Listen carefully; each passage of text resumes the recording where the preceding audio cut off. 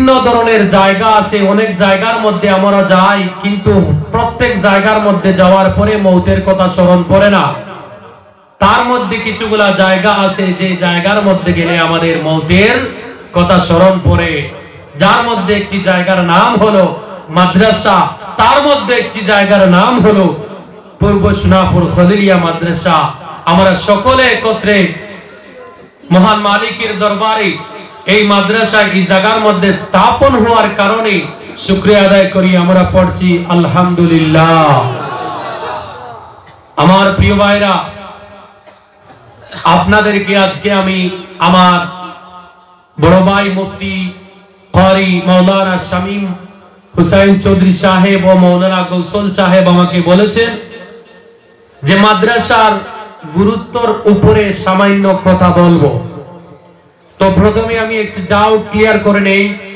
আমার কাছে আপনাদের মূল্যবান সময়ে বিনিময় দেওয়ার মতো কোনো ধরনের ইলম নেই, জ্ঞান নেই। আমি আমার মালিকের দরবারে একজন গোলাম দাস হইয়া কোরআনুল কারীমের সামান্য তাকরীর ও মাদ্রাসার গুরুত্বের উপরে আলোচনা করার জন্য মালিকের দরবারে ভিক্ষা চাচ্ছি। মালিক যেন তৌফিক করেন। আমরা সকলে বলি আল্লাহুম্মা আমিন।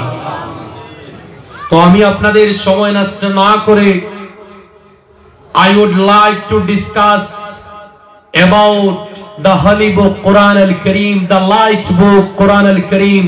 সকলে বলি ইনশাআল্লাহ। এই যে আমি আপনাদের সম্মুখে লাইট কোরআন আল-কারীম সম্পর্কে যে আলোচনা করতে চাই, এই কোরআন আল-কারীমকে বুঝাইয়া বুঝদার মানুষদেরকে যে জায়গা মধ্যে যে জায়গাটা দে, যে মানুষদেরকে কোরআন আল-কারীম বুঝাইয়া বাহির করিয়া দে, সেই কোম্পানির নাম হলো মাদ্রাসা। কি নাম বললাম? দেখেন, একটা প্রোডাক্ট কোম্পানি থেকে বাহির হইতে হইলে সব জিনিসের এক একটা জন্মস্থান লাগে। ঠিক তেমনি ভাবে কোরআন আল-কারীম বুঝিয়া বাহির হওয়ার জন্য সমাজের প্রোডাক্ট, মানব সমাজকে মানব রূপ দেওয়ার জন্য, মানব শাসনে শাসিত করার জন্য মাদ্রাসার তালিবুল ইলম হলা সমাজের এক একজন লাইট, এক একজন যাদের কোনো তুলনা হয় না, ওই ধরনের এক একজন প্রোডাক্ট। এই প্রোডাক্ট আমাদেরকে পেতে হলে আমরা যে জায়গার থেকে পাই সেই জায়গার নাম হলো মাদ্রাসা। আল্লাহ, তোমার কাছে আমরা সবাই ভিক্ষা করি, কিয়ামত পর্যন্ত যেন খলিলিয়া পূর্ব সোনাপুরের মাদ্রাসাকে তুমি চালানোর ব্যবস্থা করে দাও। জুড়ে বলি আমিন। চলেন আমরা দেরি না করে মাদ্রাসার গুরুত্বের উপরে আমরা সামান্য আলোচনা করি।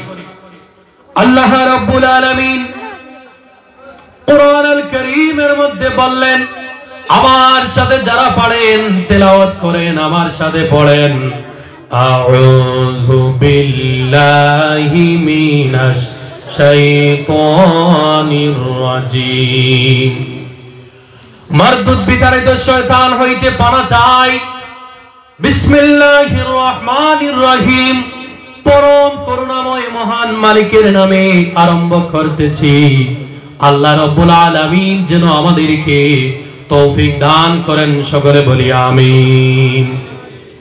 আল্লাহ রাব্বুল আলামিন বললেন, আলিফ লাম রা, কিতাবুন আনজালনাহু ইলাইকা লিতুখরিজান নাস।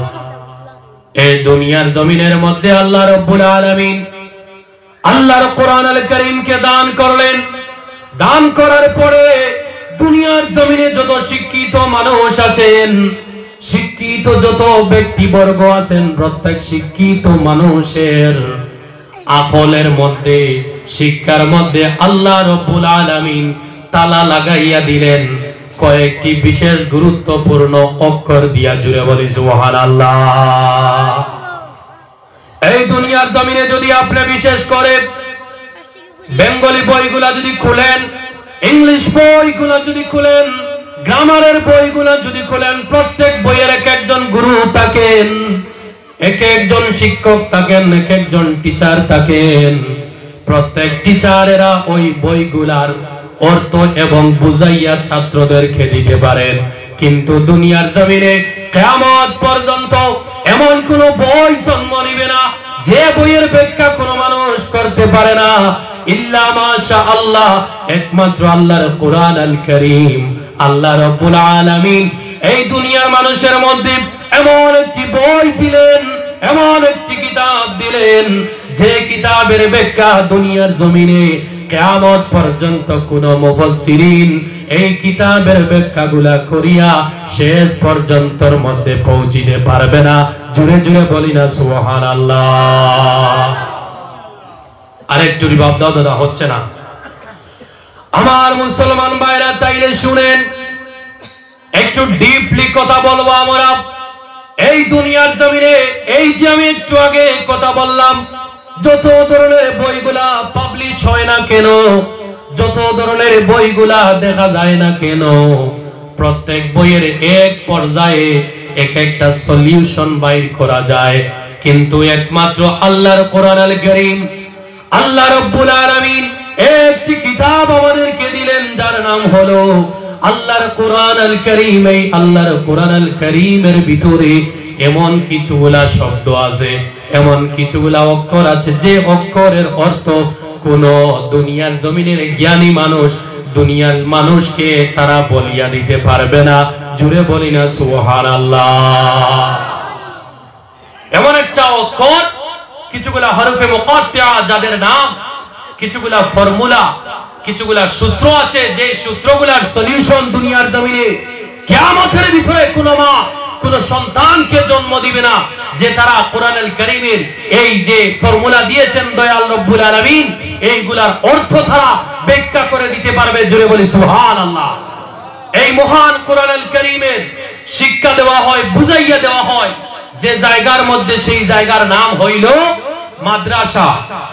আমার প্রিয় ভাইরা, মহা জনসমুদ্র এই জায়গার মধ্যে আছে। এর জন্য আমরা বলতে চাই, আমরা যে আল্লাহর কোরআন আল কারীমকে সমাজের মানুষ বিভিন্ন ধর্মাবলম্বীর মধ্যে যেভাবে বই আছে, ধর্মগ্রন্থ আছে, আমার সমাজের মানুষ কিছুগুলা মানুষ আল্লাহর কোরআন আল কারীমকে ওই যে অন্যান্য ধর্মাবলম্বী বইয়ের মতো আমাদের ধর্মীয় কিতাব হিসাবে আল্লাহর কোরআনকে আমার জনসাধারণ মনে করেন, ঠিক কিনা?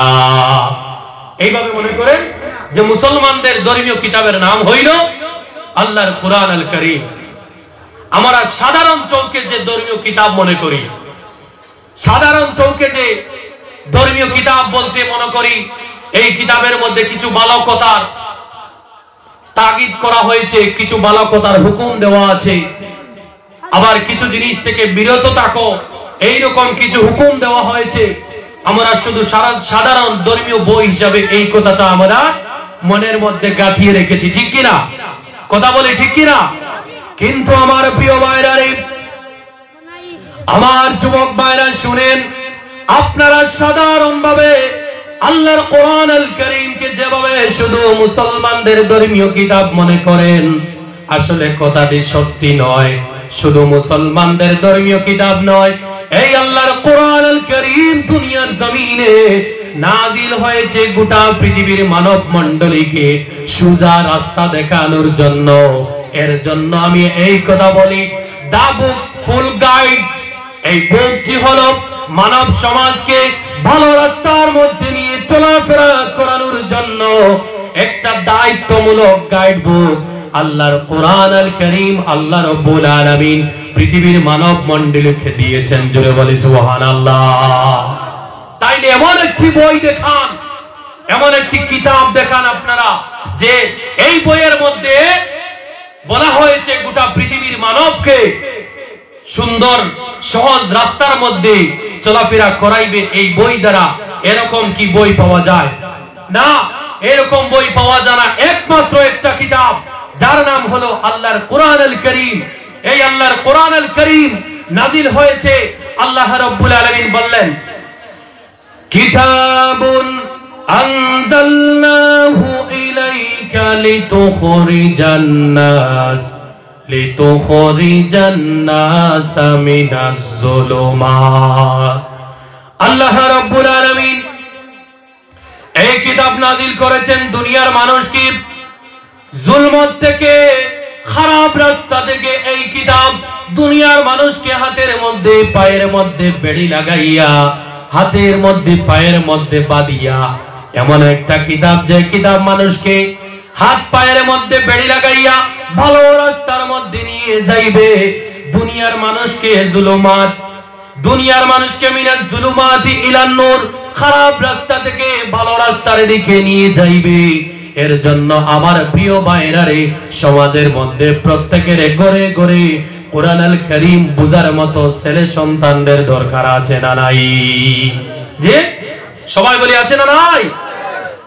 প্রত্যেকের ঘরে ঘরে আল্লাহর কোরআন আল কারীমের বুঝনেওয়ালা বাচ্চাদের দরকার আছে। এবারে আপনারা বলতে পারেন, হুজুর এই কথাটি আরো একটু ব্যাখ্যা করে বলেন। তাই আমি এই কথাটি ব্যাখ্যা করে সামান্য বলতেছি, শুনেন। আল্লাহ রাব্বুল আলামিন দুনিয়ার জমিনে যে কিতাব দিয়েছেন, এই কিতাব দ্বারা মানব জাতি, দুনিয়ার মানুষ ভালোকে এবং খারাপকে, খারাপের মধ্যে এবং ভালোর মধ্যে পার্থক্য করতে পেরেছে এই কিতাব দ্বারা। ও আমার যুবক ভাইরা, এই জায়গার মধ্যে অনেক মহাসমুদ্র মানব আছেন।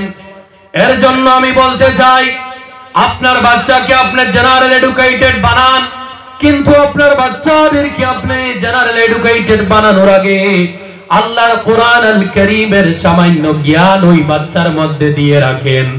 যদি আপনার বাচ্চার ভিতরে আল্লাহর কোরআন আল কারীমের জ্ঞান থাকে, কোরআন যদি বুঝনেওয়ালা যদি আপনার বাচ্চা হইয়া যায়, আর ওই বাচ্চাকে যদি পরবর্তীতে যদি আপনি জেনারেল এডুকেশন দিয়ে থাকেন, তাইলে আল্লাহ রাব্বুল আলামিন এই কোরআনের মধ্যে বলেন, আমার কোরআন দ্বারা এই বাচ্চা তার আসল মানব রূপে রূপায়িত হইতে পারবে। জুড়ে বলি সুবহানাল্লাহ। আমার কথা বলার অর্থ হলো, আমার প্রিয় ভাইরা রে, আমার সমাজের মধ্যে আরম্ভ হয়েছে শুধু আমরা সবাই জেনারেল এডুকেশন শুধু আমাদের বাচ্চাদের কি জেনারেল জ্ঞানী বানাইতে চাই। সমাজের ধনী ধনী পরিবারের অনেক মানুষ আছেন যারা চায় না তাদের বাচ্চাটা আল্লাহর কোরআনওয়ালা হইয়া যাক, ঠিক কিনা? মাদ্রাসার মধ্যে পড়ানোর দায়িত্ব ঠেলাওয়ালার ছেলে, গরিবের ছেলে, দান কাটনেওয়ালার ছেলে, রুজি কামলার ছেলেরা মাদ্রাসার মধ্যে বেশিরভাগ পড়ে। না না না না, ও যুবক ভাইরা রে, এই মাদ্রাসার মধ্যে অন্তত পক্ষে ধনী ধনী ছেলেদেরকে পড়ানোর দরকার। তার কারণ কি ভাইরা রে, মাদ্রাসার পড়াটা বড় কঠিন, মাদ্রাসার এডুকেশন বড় কঠিন। আমার প্রিয় ভাইরা শুনেন, মনে কিছু নেবেন না, একটা উদাহরণ দিতে চাই। একটা মানুষ যদি চুর থাকে, ওই চুরের গড় থেকে একটা আওলাদ ডাক্তার ইঞ্জিনিয়ার হইয়া যাইতে পারে। কিন্তু সমাজের মধ্যে যদি একটা মানুষ বড় ধরনের চুর থাকে, দালাল থাকে, ওই মানুষের বাচ্চা মাদ্রাসার মটাও শিখিয়া নিতে পারে না, ঠিক কিনা? যে ঠিক কিনা? কারণ কি? জেনারেল এডুকেশন যে কোনো ছেলের ব্রেইনের ভিতরে ঢুকিয়া যায়, কিন্তু আল্লাহর কোরআন আল কারীমের এডুকেশন এবং হাদিসের এডুকেশন, হাদিসের শিক্ষাগুলা যে কোনো মায়ের পেট থেকে যে কোনো বাচ্চা দুনিয়াতে আসিয়া ওই বাচ্চা শিখতে পারে না। শিখার জন্য মা বাবা ঠিক হওয়া লাগে। জুড়ে বলি সুবহানাল্লাহ। কারণ কি? এত গুরুত্ব কিভাবে আমরা দিব? আল্লাহর কোরআন আল কারীমের গুরুত্ব দিতে হইবে। যদি আপনি আপনার বাচ্চাদেরকে আল্লাহর কোরআন আল কারীমের যদি শিক্ষা দিয়ে দাও, তাইলে যখন আপনি বৃদ্ধ হইবা, যখন আপনি বয়স্ক হইয়া যাইবা, বয়স্ক হওয়ার পরে, বৃদ্ধ হওয়ার পরে আপনার বাচ্চাকে শিক্ষা দেওয়া লাগবে না। বাবারে, আমি বৃদ্ধ হয়ে গিয়েছি, আমাকে টাকা দাও, সামান্য ডাক্তার দেখাইতে চাই। যদি আপনার বাচ্চাকে যদি আপনি কোরআনওয়ালা মানুষ বানাইতে পারেন, হাদিসওয়ালা যদি মানুষ বানাইতে পারেন, এই বাচ্চা বড় হওয়ার পরে এই বাচ্চাকে বড় ভাইয়ের আদব করার জন্য বেদ দেওয়া লাগবে না। এই বাচ্চা ভালো রাস্তায় চলার জন্য এই বাচ্চার পিছনে কাউ কাউ করা লাগবে না। যদি আপনার বাচ্চাকে আল্লাহর কোরআনুল কারীমের যদি জ্ঞান দিয়ে আপনার বাচ্চাকে যদি জ্ঞানী করতে পারো, ও প্রিয় ভাইরা রে, দুনিয়ার জমিনে আল্লাহর কোরআনের শিক্ষা ছাড়া মানুষ জাতি আসল রূপে রূপায়িত হইতে পারবে না। আমার জন্য একটা চ্যালেঞ্জ ছাড়িয়া দিলাম, কোরআনুল কারীমের শিক্ষা ছাড়া আসল রূপ প্রত্যেক মানুষের ভিতরে দুইটা রূপ আছে। একটার নাম হলো আমাদের সাধারণ রূপ, আরেকটি রূপ হলো মানুষের আসল রূপ। এই মানুষের আসল রূপে যদি আপনাদের বাচ্চাদেরকে রূপায়িত করতে চান, তাইলে ওই বাচ্চাদেরকে আপনি কোরআনের জ্ঞানী বানাইতে হইবে। এবারে আপনারা আমাকে বলতে পারেন, হুজুর ই কেমন কথা হলো? আমরা স্মার্ট পরিবার, আমার টাকা আছে, পয়সা আছে, আমি কন্ট্রাক্টর, আমি বড় ধরনের ডাক্তার, আমি বড় ধরনের একজন মাস্টার, আমার ছেলেকে চাই ইঞ্জিনিয়ার বানাবো, ডাক্তার বানাবো, আমি সিভিল সার্ভিসে যেমন আমি আইএস বানাইতে চাই, আইপিএস বানাইতে চাই। কোরআন দিয়ে কি হবে? ও মুসলমান যুব সমাজ শুনো, যদি এই আইপিএস এর ভিতরে কোরআন থাকে, আইএস এর ভিতরে যদি কোরআন থাকে, মাস্টারের ভিতরে যদি কোরআন থাকে, কন্ট্রাক্টরের ভিতরে যদি কোরআন থাকে, তাইলে ওই মানুষ জনসাধারণকে ঠকাইতে পারবে না। জুড়ে বলি সুবহানাল্লাহ। এই জনসাধারণ বলতে কোন সমাজ? শুধু কোরআনওয়ালা তার মুসলমানদের প্রতি মহব্বত দেখাইবে তা নয়। এই কোরআনওয়ালার বাড়ির যদি আশেপাশে হিন্দু ভাই, খ্রিস্টান ভাই, বৌদ্ধ ভাই, কোন খ্রিস্টান ফ্যামিলি, হিন্দু ফ্যামিলি, বৌদ্ধ ফ্যামিলি যদি থাকে, তাইলে এই কোরআনওয়ালা এই মানুষদেরকে উপাস রাখিয়া বাদ বক্কর নিজে করবে না, ওই মানুষদেরকে দিয়া সে নিজে বাক করিয়া খাবার খাইবে। এই শিক্ষা যদি আপনার বাচ্চাদেরকে দিতে চাও, তাইলে কোরআনওয়ালা বানাইয়া নাও। জুড়ে বলি সুবহানাল্লাহ। দাদা কি হয়েছে? এই দেখেন, আমার কথা শুনতেছে না আপনার বক্স। আসেন, আপনি আমার কিনারে আসেন। চের চের ভাবে আওয়াজ করতেছে না, কানের মধ্যে লাগতেছে। এই দেখেন, আমি আপনাকে প্রথমে বললাম এই জায়গা থেকে আলোচনা শোনার দরকার। বলেন, আপনি তো আমাকে খানাগানি তো খালি বুদ্ধি করাতে হবে।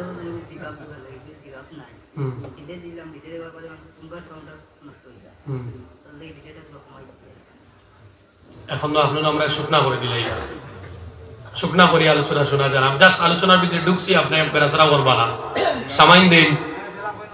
সামান্য দিন ইকোর মধ্যে একটু বাড়ি দিন।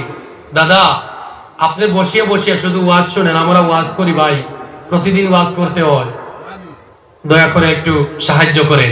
তো আমার মুসলমান ভাইরা, বলতেছিলাম বাচ্চাদের ভিতরে যদি আল্লাহর কোরআনুল কারীমের শিক্ষা থাকে, ওই বাচ্চা শুধু মুসলমান সোসাইটির জন্য ভালো হবে তা নয়, এই বাচ্চা গোটা সমাজের জন্য ভালো হইবে। হিন্দুদের জন্য, বৌদ্ধদের জন্য, খ্রিস্টানদের জন্য, জৈনদের জন্য, শিখদের জন্য, এবং সমাজের মধ্যে যত নিচ প্রজাতির মানুষ আছেন, অনেক সময় আমরা এইভাবে বলি যে ওরা ছোট মানুষ, বড় মানুষ, কিন্তু মুসলমান সমাজ, মুসলমান কোরআনওয়ালাদের কাছে কোনো মানুষ ছোট নয়, কোনো মানুষ বড় নয়, প্রত্যেক মানুষ ইকুয়াল, সমান। জুড়ে বলি সুবহানাল্লাহ। এই শিক্ষা এই বাপ যদি আপনার ছেলেদের অন্তরে জন্ম দিতে চান, তাইলে আপনার ছেলেকে আপনি কোরআনওয়ালা বানাইয়া নেন। তার প্রমাণ কি? আমার যুবক ভাইরা শুনেন, এই দুনিয়ার জমিনে আমাদের ভারতবর্ষের গৌরব, যার নাম হলো ডক্টর এপিজে আব্দুল কালাম, যার নাম শুনেছেন। ডক্টর এপিজে আব্দুল কালাম স্যারের বায়োগ্রাফি পড়লাম, পড়ার পরে দেখি স্যার এপিজে আব্দুল কালাম জীবনের মধ্যে সায়েন্টিস্ট বনার আগে, বড় ধরনের জ্ঞানী বনার আগে, স্যার এপিজে আব্দুল কালাম আল্লাহর কোরআনুল কারীমের শিক্ষা নিয়েছেন। দয়াল নবীর হাদিস শরীফ গুলা দিলের মধ্যে জায়গা দিয়ে প্রথমে মাওলানা হয়েছেন, তারপরে তিনি সায়েন্টিস্ট হয়েছেন। জুড়ে বলি সুবহানাল্লাহ। সমাজের মধ্যে এমন দেখা যায় আমার প্রিয় ভাইরা, এই দুনিয়ার জমিনে একজন নেতা আছেন, যার নাম হলো এরদোগান। উনিও হইলেন মাওলানা।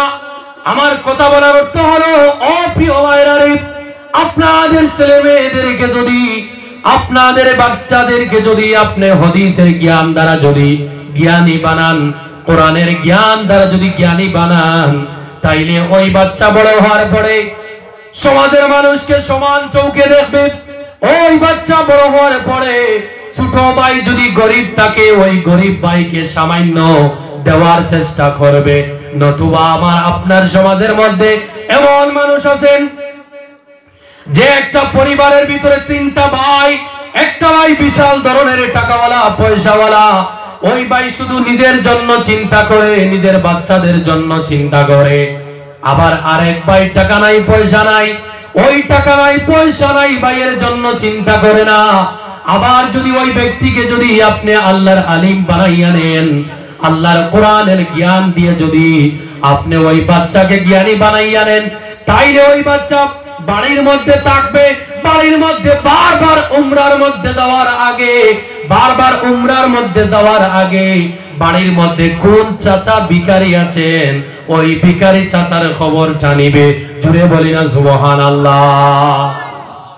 আমার মুসলমান পরিবারের মধ্যে এমন মানুষ আছেন যিনি 6 মাসের মধ্যে 3 মাসের মধ্যে বারবার উমরার মধ্যে যায়। বাড়ির মধ্যে আবার পাশের বাড়ির মধ্যে একটা ভিক্ষুক থাকে, একটা বাড়ির মধ্যে একজন মহিলা থাকেন, যে মহিলার কোন স্বামী নাই, যে মহিলা অসহায় মহিলা, ওই উমরা করেওয়ালা ব্যক্তি অসহায় মানুষদেরকে না দিয়া তিনি বারবার উমরার মধ্যে যান। আল্লাহ কি বলেছেন? বারবার আমার কাছে আসো। আমার প্রিয় ভাইরা, একটা মাসআলা বললাম, উমরার মধ্যে আপনি যাবেন তো যান, কিন্তু যাওয়ার আগে আপনি আপনার বাড়ির আশপাশটা দেখেন।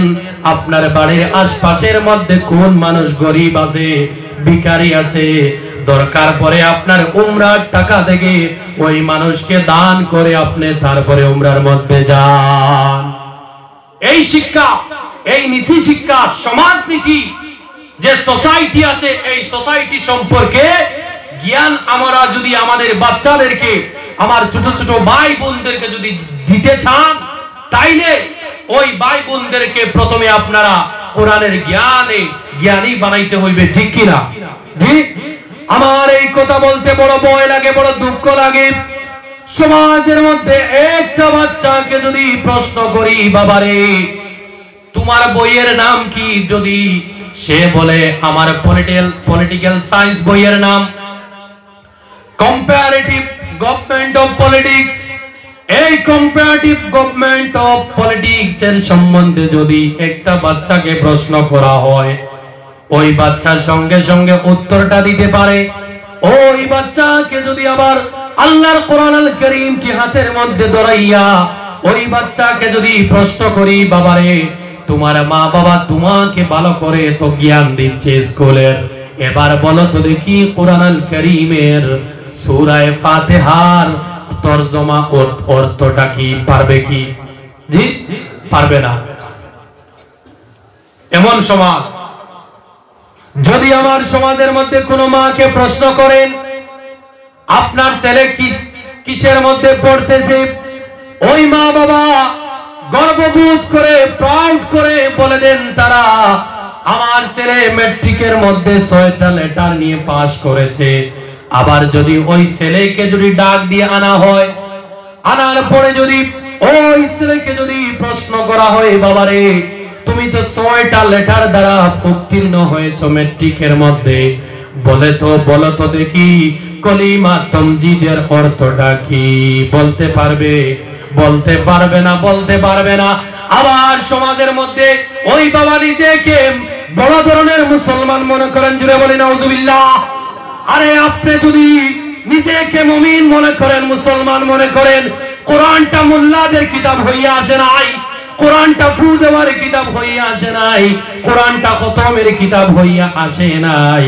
কোরআনটা মানব জাতিকে সঠিক পথের দিশারি দেওয়ার জন্য, সঠিক পথের মধ্যে চলাফেরা করে জীবনটি অতিবাহিত করার জন্য আল্লাহর কোরআনুল কারীম নাজিল আল্লাহ রাব্বুল আলামিন আমাদেরকে দিয়েছেন।